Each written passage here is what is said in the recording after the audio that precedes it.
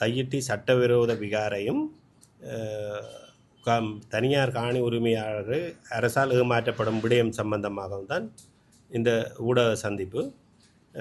நீங்கள் நேற்று இந்த காணி அளந்து இந்த மக்களுக்கு அளவீடு செய்து அதன் பின்னர் இந்த மக்களுக்கு காணி வழங்குவதாக ஒரு தகவலின் அடிப்படையில் நேற்று இந்த காணி அளவீட்டுக்கு மக்கள் அங்கு சென்றிருந்தார்கள்.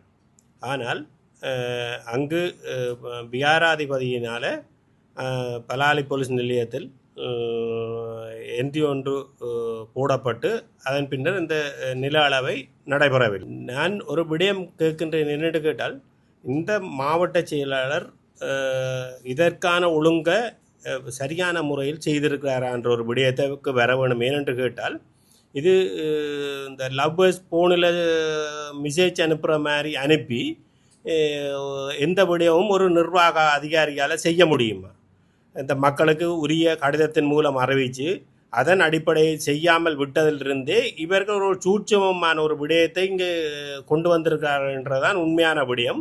ஏனென்றால் இந்த காணி அளவீடு செய்ய போகிறோம் என்று சொல்லிக்க இந்த மக்கள் இதனை குழப்புவார்கள் என்று அவர்கள் 99% நம்பியிருந்தார்கள். ஆனால் அதற்கு எதிர்மாறாக மக்கள் இல்லை, காணி அளந்து தங்களுக்கு காணி கிடைக்க பெற்றால் சரி என்றது மக்களின் எண்ணிக்கையும், இந்த காணி விடையை காண்டி போராடிய அரசியல்வாதிகளின் எண்ணிக்கையும் அதை எண்ணமாக அதை இருந்தது. ஆனால் எதிர்மாறாக இருந்த ஒன்று விகாராதிபதி பலாலி போலீஸ் நிலையத்தில் சென்று இந்த என்டிஏ போட்டிருந்தார், முறைப்பாட்டை போட்டிருந்தார். ஆனால் நான் ஒரு விடயம் கேட்கின்றேன், போலீஸ் நிலையத்துக்கு சென்று விகாராதிபதி முறைப்பாடு செய்யும்போது அந்த போலீஸாருக்கு சட்டத்திட்டங்கள் தெரியுமா தெரியாதான்று. இப்போ ஒரு உதாரணம் சொல்கிறேன். எப்படி என்று கேட்டால், என்னுடைய மனைவியை காணவில்லை என்று நான் போலீஸ் நிலையத்துக்கு சென்றால் போலீஸார் கேட்பார்கள், பேர் என்ன, அவன் படம் இருக்குன்னு கேட்பார்கள். ஆனால் இந்த விகாராதிபதி முறைப்பாடு செல்ல இப்போ தன்னுடைய காணிக்கு அளவீடு செய்ய வருகணும் என்ற ரீதியை முறைப்பாடு செய்ய போகும்போது அந்த விகாராதிபதியிட்ட உன்னிட்ட உறுதி இருக்கின்றதா என்று கேட்டு உறுதி இருக்கின்ற பட்சத்தில் தான் அவர்கள் அந்த முறைப்பாட்டையை ஏற்றுக்கொண்டிருக்க வேண்டும். இனவாத செயற்பாடு தான். ஏனென்று கேட்டால், நீங்கள் இந்த அதாவது காணி விவகாரங்களுக்கு போலீஸ் நிலையத்தில் தீர்வு செய்ய முடியாது, அல்ல அவர்களுக்கு ஒத்துழைப்பு வழங்க முடியாது. 2 பகுதியினர், அதாவது காணி பிரச்சனைக்குரியவர்கள் 2 பகுதியினரும் காணிக்கு செல்லக்கூடாதுன்றது ஒரு உத்தரவை போட வேண்டுமே ஒழிய ஒருவருக்கு சார்பாக பயணிக்க முடியாது. ஆகையால் இப்போ இந்த அமைச்சர் சந்திரசேகரம் அவர்கள் இந்த அவசரமாக இந்த காணி அளந்து வரைபடம் எடுத்து தான் கொடுக்கணும். ஆனால் இதுவரை காலமும் இந்த 3000 ஏக்கருக்கு மேற்பட்ட காணிகள் விடுவிக்கப்பட்டிருக்கிறது. எந்த காலத்திலும் வரைபடம் எடுத்து காணிகள் விடுவிக்கப்பட்ட சரித்திரமே இல்லை. ஆனால் இந்த முறை தான் இந்த வரைபடம் எடுக்க வேண்டும் என்ற ஒரு நிலைப்பாட்டை கொண்டு வந்து அமைச்சர் சந்திரசேகரம் இந்த ஏற்பாடுகளை செய்து போட்டு, அதாவது கல்யாண வீட்டுக்கு நாளை வச்சு போட்டு மாப்பிள்ளைய காணையிலேன்ற மாதிரி அமைச்சர் சந்திரசேகரம் எங்கே போனவர், அவர் வெளிநாட்டுக்கு போகிறதாக இருந்தால் இன்னொரு டேட்டை வச்சிருக்க வேண்டும். ஆகையால் ஆரம்பத்தில் இருந்தே ஒரு சூழ்ச்சி முறையாகத்தான் இந்த விகார காணி விடயம் என்னென்றால் காலம் தாழ்த்துவதற்கு இந்த மாதம், அதாவது பிரதேச சபையில் 7ஆம் மாதம் 19ஆம் தேதி எடுக்கப்பட்ட தீர்மானத்துக்கு அமைய இந்த மாதம் வழக்கு போடுவதாக தவிசாளர் அறிவிச்சிருக்கார். உண்மையாக தவறே தவிசாளர். ஏனென்று கேட்டால் 7ஆம் மாதம் 19ஆம் தேதி எடுக்கப்பட்ட தீர்மானத்துக்கு 8 அல்லது 9ஆம் மாதமே இந்த வழக்கு தாக்கல் செய்யப்பட்டிருக்க வேண்டும். அவர் ஏன் இதற்கான இந்த வழக்கு போடாமல் தாமதிப்பதன் நோக்கம் என்னவென்று எங்களுக்கு விளங்கவில்லை. விகாராதிபதியின் பக்கமாக சென்று இந்த பயணத்தை மேற்கொள்கிறாரா என்ற ஒரு அமிச்சம் எனக்கு இருக்கின்றது. அதே நேரத்தில் இந்த வழக்கு போடுவதை தாமதிக்கிறதுக்கா அல்லது இந்த மக்கள் வந்தால் இதை சாட்டி கொண்டு இன்னொரு 2 வருஷம் மக்கள் இந்த அளவீட்டை இடைநிறுத்தினால் இன்னொரு பக்கம் 2 வருஷம் கொண்டு செல்லலாம் என்று எண்ணப்பாடா தெரியவில்லை. மற்றது குழந்தை பிள்ளைக்கு விளையாட்டு சுண்டலிக்கு ஜீவன் போகிற மாதிரி இந்த குழந்தை பிள்ளைகளை தானே அமைச்சராக போட்டுக்கிடாக்கு. அமைச்சருக்கு ஒரு விடயமும் தெரியாமல் செய்திருக்கார். சரி, அமைச்சர் வெளிநாட்டுக்கு போயிருந்தால் ஒரு அடிக்கல் நாட்டை இத்தனை பேர் போறீங்க. இங்கே இருக்கிற மற்ற பவானந்தராஜா எம்பி எங்க, அவர் தான் பள்ளிவடக்கின்ற அபிவிருத்தி குழு தலைவர், அவர் எங்க, இவர்கள் எல்லாருமே அங்கே அந்த இடங்களுக்கு சமூகம் அளிக்கவில்லை. ஆகையால் இப்படி பேக்காட்டான விடயத்தை நீங்கள் படம் காட்டி வந்தனீர்கள், படத்தை திருப்பி திருப்பி காட்டி மக்களை ஏமாற்றுகிறீர்கள் என்ற ஒரு விடயத்தை கொண்டு வருகின்றோம்.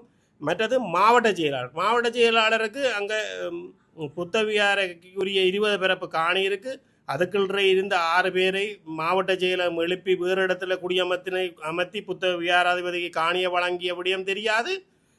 அவர் அங்கு வந்து இந்த விடயம் சம்பந்தமாக நெறிப்படுத்தி கொண்டிருக்கின்றார். இனிமேலாவது மாவட்ட செயலாளரை கேட்கிறது என்னென்று கேட்டால், நீங்கள் உரிய நடைமுறையின்படி, அதாவது காணி உரிமையாளர் கடிதம் மூலம் அறிவித்தல்களை வழங்கி எல்லோருடன் கதைத்து அதற்கு பிறகான ஒரு நடவடிக்கையை செய்ய வேண்டும். குழந்தை பிள்ளைத்தனமாக அரசாங்கத்துக்கு சார்பாக நடந்தால், நீங்கள் 60 வயதில் பென்ஷன் எடுத்து போட்டு போயிருந்து அதற்கு பிறகு வெளியே செல்லும் போது யாருமே உங்களை கவனிக்க மாட்டார். இது அவருக்கு மட்டுமில்லை, எல்லாருக்கும் உரிய ஒரு விடயம். ஆகையால் அதை நன்கு சிந்தித்து வாழ்கிற இந்த பூமியில் ஒரு கொஞ்ச காலம் அதற்கு ஏற்ற மாதிரி அந்த நடவடிக்கைகளை மேற்கொள்ள வேண்டும். காலப்பகுதியில வழிபடக்கு பிரதேச சபையில் உறுப்பினராக தாங்களுக்கு இருந்திருந்தீர்கள். அக்கால பகுதியிலும் வந்து இந்த விகார கட்டுமானத்துக்கு எதிராக வந்து பிரதேச சபையில முன்னெடுக்கப்பட்ட நடவடிக்கைகள் என்ன, அது ஏன் அந்த நடவடிக்கைகளை வந்து உரிய முறையில எடுத்த தடுக்க முடியாம போனோம் கட்டும் போதே? இல்லை, இது உண்மையாக இராணுவ கட்டுப்பாட்டுகளில் தான் இந்த விகார கட்டுமானங்கள் நடைபெற்றது. இந்த கட்டுமானத்துக்கு இராணுவ கட்டுப்பாட்டுகள் உள்ள ஏரியாக்களில் எந்த இடத்துலையுமே கட்டுமானத்தை நாங்கள் தடை செய்யவும் முடியாது, அதுக்கு எதிர்ப்பு தெரிவிக்கவும் முடியாது என்பது உங்களுக்கு தெரிந்த ஒரு விடயம். ஆனால் அதே நேரத்தில் விகாரைக்குரிய காணி 20 பிறப்பு காணி இருக்கின்றது எங்களுக்கு நிச்சயமாக தெரியும். விகாரைக்குரிய காணி 20 பிறப்பு இருக்கின்றது தெரியும். ஆகையால் தான் அதற்கு ஒரு எதிர்ப்பலை இருந்தது. ஆனால் அதற்கு பிறகு நீங்கள் கூறிய விடயம் என்னுடைய விடயத்தை சொல்லுகின்றேன். நான் எங்கள்கிட்ட கட்சி 2ஆக பிளவுபட்ட போது நாங்கள் தற்போது சைத் பிரேமதாசோட சென்ற படியினால் இந்த கட்டுமானம் மேலே வந்து இது வியாராக தான் கட்டுப்படுதுன்றது தெரிகிற காலத்தில் நான் பிரதேச உறுப்பினராக இல்லை. என்னை ஒழுக்காட்டு நடவடிக்கையின் மூலம் விலத்தியிருந்தார்கள். அப்படியும் இருந்து அதற்கான எதிர்ப்புகளை முந்தியிருந்த பிரதேச உறுப்பினர் சஜீவன் ஊடாக நாங்கள் பயணித்திருந்தோம் என்பதை நீங்கள் ஊடகங்கள் வெளிக்கொண்டுவதால் நாங்கள் செய்யவில்லை என்றதை சொல்லாதீர்கள். நாங்கள் அந்த பயணத்தை மேற்கொண்டிருந்தோம். ஆனால் இது ஒருங்கிணைப்பு குழு கூட்டங்கள் எல்லாம் பலவாறு கதைக்கப்பட்டிருந்தாலும் இராணுவத்தின் கட்டுப்பாட்டுகளில் இருந்து இது இராணுவத்தோடு சேர்ந்து எங்கண்டே ஆக்களும் தான் எங்களுக்கு உரிய ஆக்களும் நீங்கள் வடிவாக இதில் சொல்ல முடியாத சூழ்நிலை என்றாலும் எங்கண்டி ஆக்களும் சேராமல் இந்த காணிக்குள்ள அந்த கட்டுமானம் கட்டுப்படவில்லை. ஏனென்று கேட்டால் உண்மையாக இந்த விகாரைன்ற தூபி இருக்கிற இடம் ஒரு வெளிநாட்டுக்காரருக்குரிய இடம். ஆகையால் அந்த இடத்தை காட்டி கொடுத்தத ஒன்று இந்த அதாவது மக்களின் உறுதி ஒன்று சோலை வரிக்காக பிரதேச சபைக்கு வரும். 2வது நிலவுடையைக்காண்டி பிரதேச செயலகத்துக்கு போகும். ஆகையால் இதை காட்டி கொடுத்து சர்வேந்திர சில்வாவோடு சேர்ந்து இந்த விடயங்களை செய்த எங்கண்டே ஆக்கள்லாம் இன்றும் இருக்கிறாங்க. நீங்கள் 2009ஆம் ஆண்டுக்கு பிறகு நிறைய துரோகிகள் ஆரம்பத்தில் இருந்தாலும் நிறைய துரோகிகள் இன்று தான் வளர்ந்து கொண்டிருக்கின்றார்கள் என்பதை நீங்கள் சற்று மறந்து விடாதீர்கள்.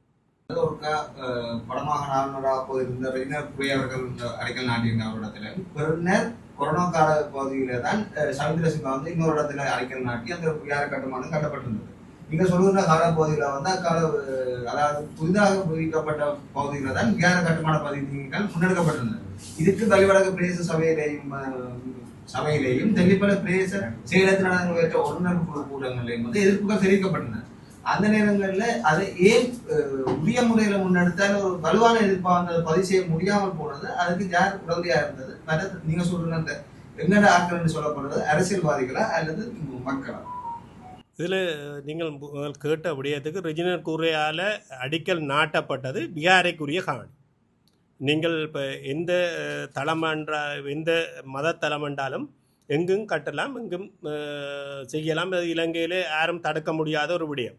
ஆனால் அந்த மதத்துக்குரியவர்கள் அந்த இடத்தில் இருந்து அந்த மதத்தலத்தை கட்டுவதே சிறப்பான விடயம் இல்லை என்றால் கடைசியாக செலம் கழிக்க வேண்டிய இடமாகத்தான் அந்த இடம் இருக்கும். ஆகையால் அது அந்த இடத்துல ஏற்கனவே இருந்த ஒரு மதத்தல மண்டபம்னால அந்த 20 பேர் ரெஜினர் கூறிய அவர்கள் இருந்த இடத்துல அடிக்கல் நாட்டப்பட்டது. ஆனால் சர்வேந்திர சில்வா அடிக்கல் நாட்டேக்கில் இது மக்களுக்கு வெளியில் பிரபலியமாக தெரியாது என்பது உண்மையான விடயம். மக்களுக்கு தெரியாது. ஆனால் ஓரளவு கட்டிடம் உயரவாக வரையக்க தான் இந்த விடயம் தெரியும். நீங்கள் அரசியல்வாதியாக இதற்கு சம்பந்தம் பண்ணுற எங்களோட தவிசாளரை பொறுத்தவரையில் இந்த விடயம் அவர் அடிக்கடி சொல்லுகின்ற ஒரு விடயம் இஞ்சியாக தங்களுக்கு வழிவடக்கில் தெரியும்னு சொல்கிறார். அப்போ இஞ்சியாக தெரிஞ்ச ஒருத்தருக்கு இந்த கட்டுமானம் தெரியாதா? ஒன்று முதலாவது கேள்வி. அடுத்தது பிரேய செயலாளர்கிட்ட இந்த பௌத்த துறவி போய் 2022ஆம் ஆண்டு தன்னுடைய இந்த 134 21 ஏக்கரையும் தங்களுடைய என்று உறுதிப்படுத்தி தர சொல்லி கேட்டிருக்கிறார்.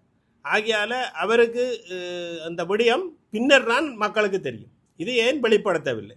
மற்றது இந்த விடயம் சம்பந்தமாக இன்னைக்கு தவிசாளராக இருக்கட்டும், பிரே செயலாளராக இருக்கட்டும், இது தற்போது கட்டப்படும் கட்டுமானம் விகாரைக்குரிய காணியில் கட்டப்படவில்லை, இது மக்களின் காணிக்குள் தான் கட்டப்படுது என்பதை எந்த அமைச்சுக்கு இவர்கள் அறிவிச்சிருக்கிறார்கள் அல்லது தங்களோட தலைமை எதுக்கு அறிவிச்சிருக்கார்கள் என்ற ஒரு சொல்லுங்கள் பார்க்கலாம். ரெண்டும் இல்லை. சரியா? ஆகையால் எங்களுடைய ஆக்கள்தான் எங்களுக்கு எதிரிகளே தவிர மற்றும்படி இதை சரியான முறையில் செயற்படுத்தவில்லை என்பதுதான் உண்மை. தற்பொழுது பிரதேச சபையில் தீர்மானங்கள் நிறைவேற்றப்பட்டிருக்கிறது விகார சம்பந்தமாக ஒன்று மும்மொழிகளில் சட்டவிரோதமான விகாரை என்று ஒரு அறிவித்த பிறகு நாட்டுகிறார்கள். மற்ற சிங்கள பத்திரிகைகளை இது தொடர்பான விளம்பரங்களை பிரசுரிக்கிறார் என்ற தொடர்பிலும் புதிய கட்டுமான பணிகளை மேற்கொள்வதற்கு அனுமதிக்கப்படுவதில்லை என்றது நீதிமன்றத்தில் வழங்கப்படுவது. இந்த தீர்மானங்கள் பிரதேச சபையில் நிறைவேற்றப்பட்டிருக்கிறது. ஆனால் இதுவரைக்கும் இந்த தீர்மானங்கள் ஏன் நடைமுறைப்படுத்தப்படவில்லை? இல்லை, அதுதான் உண்மையான முக்கியமான பிரச்சனை. என்னென்று கேட்டால், தீர்மானம் நிறைவேற்றினால் பிரதேச சபையின் செயலாளர் தான் அதை நடைமுறைப்படுத்த வேண்டும். அது அந்த விடயத்தை நடைமுறைப்படுத்த வேண்டும். ஆனால் எங்களுடைய சபையின் செயலாளர் அதை நடைமுறைப்படுத்தவும் இல்லை. இதே நேரம் உள்ளூராட்சி உதவி ஆணையாளர், உள்ளூராட்சி ஆணையாளருக்கு இந்த எங்களுடைய அறிக்கை கோப்பிகள் செல்லுகின்றன. அவர்கள் பார்த்து ஏன் இதை செய்யவில்லை என்று 9 மாதம் வரையும் ஏன் கேட்கவில்லை? எங்கண்ட வேலைகள், எங்கண்ட அரசு உத்தியோகத்தர்கள் தங்களுக்குரிய வேலைகள் சரியாக செய்யவில்லை என்பதுதான் உண்மையான விடயம். அதை இப்போ கேட்டிருந்தாலே விளங்கி இருக்கு. நாங்களும் பல சபைகளில் கேட்டால் ஒவ்வொரு முறை ஒவ்வொரு காரணத்தை தவிசாளராக சொல்லப்பட்டு கொண்டிருக்கும்.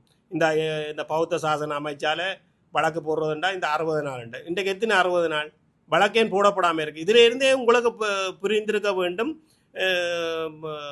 நாங்கள் ஐக்கிய மக்கள் சக்தியை பொறுத்தவரை 2 உறுப்பினர்கள். கடந்த காலத்தில் சைத் பிரேமதாசா அந்த பிரதமர் பதவி ஏற்காத காரணம் அதுதான். பெரும்பான்மை இல்லாத இடத்தில் போனால் நாங்கள் அந்த இடத்தில் எந்த வேலையும் செய்து கொள்ள முடியாது. அதை மாதிரி தான் இந்த சபையில் இந்த தீர்மானம் நீங்கள் சொல்கிறது சிங்கள மொழியில் போடுறபடியும் மற்றது அந்த மும்மொழியிலும் சட்டவிரோதமான விகார இதுகள் எல்லாமே தீர்மானம் ஒவ்வொரு முறையும் நாங்கள் கேட்குறோம். உங்களுடைய ஊடகவியலாளரும் அங்கே வருகின்றவர், அவரை கேட்டாலே தெரியும். நாங்கள் ஒவ்வொரு முறையும் கேட்கின்றோம்.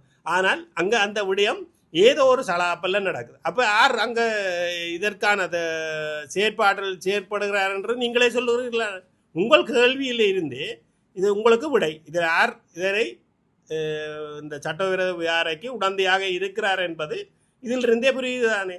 ஆகையால் இந்த முறை 30ஆம் தேதி வழக்கு தாக்கல் செய்யாவிட்டால் சபையில் நாங்கள் வெளியில் நிச்சயமாக தொடர்ச்சியாக இருக்கிறது என்று முடிவெடுத்திருக்கிறோம்.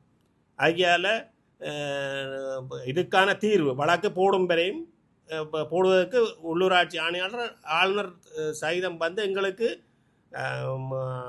உரிய பதிலை தர வேண்டும். ஒன்றில் தவிசாளர் இத்தியாதியை போடவர் என்று சொல்ல வேண்டும், இல்லையோ ஆளுநர் உள்ளூராட்சி ஆணையாளர் எங்களுக்கு பதில் தர வேண்டும். ஏனென்றால் ஏகமனதாக எடுக்கப்பட்ட தீர்மானம். வழக்கு போட்டிருந்தால் என்ன பொறுத்த நான் இதுவரையும் பார்த்ததில் நீதிமன்றத்தில் நான் மிக நம்பிக்கை வைத்திருக்கிறேன். ஏனென்று கேட்டால் மஹிந்த பிரதமராக வந்த காலத்திலும் சரி பேருந்தும் சரி நீதிமன்றத்தில் ஒரு 90% நம்பிக்கை எங்களுக்கு இருக்கின்றது. அங்கு சென்றால் நிச்சயமாக வேற உறுதிப்பத்திரம் இல்லை, இதற்கான நடவடிக்கை சரியாக நடக்கும். பதிவுகளில் வந்து வழக்கில் குறிப்பாக யாழ்ப்பாணத்தில் வந்து எதிர்மறையான கருத்துக்கள் வந்து நிறையவே இருக்கிறது. அவர் அடாத்தா வந்து காணியை பிடிச்சி வச்சிருக்கிறார், அடாத்தாக செயற்படுகின்றார் என்ற குற்றச்சாட்டுகள் இருக்கிறது.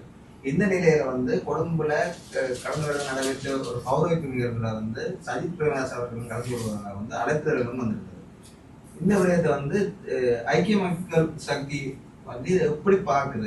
இந்த விகார பிரச்சனையை வந்து நீங்க வழிபாடு பிரதேச உறுப்பினராக வந்து நீங்கள் சொல்ற கருத்துக்கும் உங்களோட கட்சியினுடைய நிலைப்பாடு வந்து எவ்வாறு இருக்குது இந்த விகார விடயத்தில்? இல்லை, ஒரு பௌத்த துறவியாக வந்தால் அவர் ஒரு ஒரு குறுகிய காலம் சென்றால் அந்த அவருக்கு ஒரு உரிய அடுத்த பதவி நிலை கிடைக்கப்பெறுகின்றது.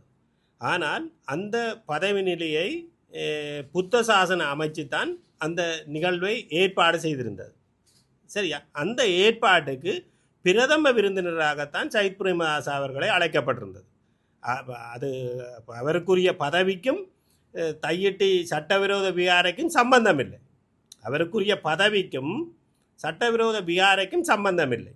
ஆகியால் ஒரு பிரதம விருந்தினராக ஒருத்தரை அழைக்கப்பட்டால் அவர் பௌத்த மதத்தை சேர்ந்தவர், அவர் அங்கு செல்ல வேண்டிய கடப்பாடு இருக்கா இல்லையா? அதுதான் உண்மையான விடயம். இதுக்கும் அதற்கும் எந்தவித சம்பந்தமும் இல்லை. கொழும்புல வந்து பேசக்கூடிய கட்சியாக ஐக்கிய மக்கள் சக்தி இருக்குது. எந்த பிரச்சனை என்றாலும் குரல் கொடுப்பதும் ஊடகங்கள்லாம் முன்னிலைப்படுத்துகிற ஒரு கட்சியாக ஐக்கிய மக்கள் சக்தி இந்த நிலையில இந்த ஒரு வியார் சம்பந்தமாக அந்த ஒரு பலத்தை வச்சு இந்த பிரச்சனையை தீர்க்க முடியாததற்கு என்ன காரணம்? இல்லை, நீங்கள் எதிர்கட்சி அரசாங்கம் என்ற ரீதியில் அரசாங்கம் தான் இந்த விடயத்தை தீர்வு கொண்டு வேண்டும். எதிர்கட்சி என்று சொன்னால் இப்போ ஐக்கிய மக்கள் சக்தியில் ஐக்கிய மக்கள் சக்தி என்றது சஜித் பிரேமதாசா தலைவர், நான் உறுப்பினர். நான் இங்கே உங்களுக்கு பதில் தருகின்றேன் தானே. ஏகமனதாக தீர்மானம் கொண்டு வந்ததும் சபையில் ஐக்கிய மக்கள் சக்தியை சேர்ந்த நான் தான் கொண்டு வந்திருந்தேன். அதே நேரத்தில் பிகார போராட்டத்தில் கைது செய்யப்பட்ட 5 பேரில் 2 பேர் ஐக்கிய மக்கள் சக்தியை சேர்ந்தவர்கள். ஆகையால் நீங்கள் சஜித் பிரேமதாசார் இதற்கான செயற்பாட்டை செய்ய வேண்டும் அல்லது வேறு பிரச்சனைக்கு பிரவாரம் தான் செய்ய வேண்டும் என்ற கருத்தல்ல. நாங்கள் எங்களுடைய கட்சி எங்களை கைது செய்த போது இந்த விடயங்கள் தெரியும் தானே. எங்கள் கட்சி இதுவரையும் எதுவித கேள்வியுமே எங்களை கேட்கவில்லை. எங்கள்கிட்ட மற்ற கட்சிக்காரர்கள் எங்களை கேட்குற கேள்வி, கட்சி உங்களை ஏதாவது கேட்டதா, நீக்கி போட்டுதா, இதுதான் கேள்வி. ஆனால் உரிய விடயத்தை நாங்கள் சரியாக செய்துருக்கோம். இதில் ஐக்கிய மக்கள் சக்தி என்று தானே சொல்லி இந்த விகார பிரச்சனையை கதைச்சு கொண்டிருக்கிறோம். ஆகையால் இதற்கும் அதற்கும் சம்பந்தமில்லை. ஆளும் தரப்பு தான் அதை இந்த விடயத்தை செய்ய வேண்டும். ஆளுந்தரப்பாக நாங்கள் வரும்போது இதற்கு நியாயமான தீர்வை நிச்சயமாக பெற்று ஆளுந்தரப்பாக வருவோம். நிச்சயமாக வரும்போது பெற்றுக் கொடுப்போம். இல்லை, மக்களின் காணி மக்களுக்கே வழங்கப்பட வேண்டும். அது அந்த இடத்துல உரிய விடயம் இன்று மக்கள் என்ன கோரியிருக்கிறார்கள். மக்கள் முதல் விகாரை கட்டின இடத்தை தவிர்ந்த மிகுதி இடத்தை விடுங்கள், விகாரைக்குரிய காணியை அந்த மக்களுக்கு வழங்கலாம். இதுதான் தீர்வு. உடைக்க சொல்லி மக்கள் சொல்லவில்லை, யாரும் சொல்லவில்லை. ஆனால் விகாரைக்குரிய காணி இருக்கின்றது 20 வரப்பையும் அதே காணிக்காரருக்கு வழங்குவது. இது ஒற்றுமையாக பேசி தீர்க்கக்கூடிய ஒரு விஷயம். ஒரே மேசையில் இருந்து மக்களையும் கூப்பிட்டு இருந்து கதைக்க வேண்டிய முடியும்.